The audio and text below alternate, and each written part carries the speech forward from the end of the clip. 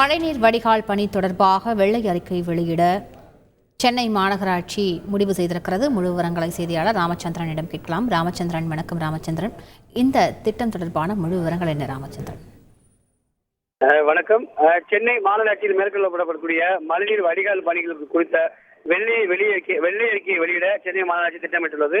குறிப்பாக மாநகராட்சி இணையதளத்தில் வரும் வாரத்தில் விரிவான அறிக்கை வெளியிட வாய்ப்பு இருப்பதாகவே அதிகாரிகள் தரப்பில் தெரிவிக்கப்பட்டுள்ளது. அதில் மழைநீர் வடிகால் பணிகளுக்கு எவ்வளவு நிதி ஒதுக்கீடு செய்யப்பட்டது, எந்தெந்த திட்டத்தின் கீழ் பணி மேற்கொள்ளப்பட்டுள்ளது, நீண்ட காலம் குறுகிய காலம் என்ற அடிப்படையில் நடைபெறக்கூடிய மழைநீர் வடிகால் பணிகள் அதில் எவ்வளவு சதவீதம் நிறைவு பெற்றுள்ளது என்பது குறித்து விரிவாக வெளிவரும் என்றும் எதிர்பார்க்கப்படுகிறது. சென்னை மற்றும் புறநகரை பொறுத்தவரை அடையாறு, கொசஸ்தலை மற்றும் கூவல் நதி மற்றும் பக்கியம் கால்வாய் வழியாக கடலில் மழைநீர் வெளியேற்றுவதற்காக மழைநீர் வடிகால் வசதிகள் செய்யப்பட்டுள்ளது.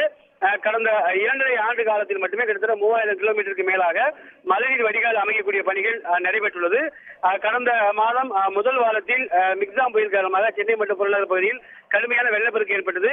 இதற்கு அதிமுக, பாஜக உள்ளிட்ட முக்கிய எதிர்கட்சிகள் அனைவருமே கடுமையான விமர்சனத்தை முன்வைத்தனர். அதற்கு விளக்கம் கொடுக்கும் வகையிலும் பொதுமக்களுக்கு இந்த பணி விவரங்கள் குறித்து தெரிவிக்கும் வகையிலும் அடுத்த வாரத்தில் இது தொடர்பான விரிவான வெள்ளை அறிக்கையை வெளியிடுவதற்கு சென்னை மாநகராட்சி திட்டமிட்டுள்ளது. முழு விவரங்களுக்கு நன்றி ராமச்சந்திரன். செய்திகளை உடனுக்குடன் தெரிந்து கொள்ள உடனே சப்ஸ்கிரைப் பண்ணுங்க.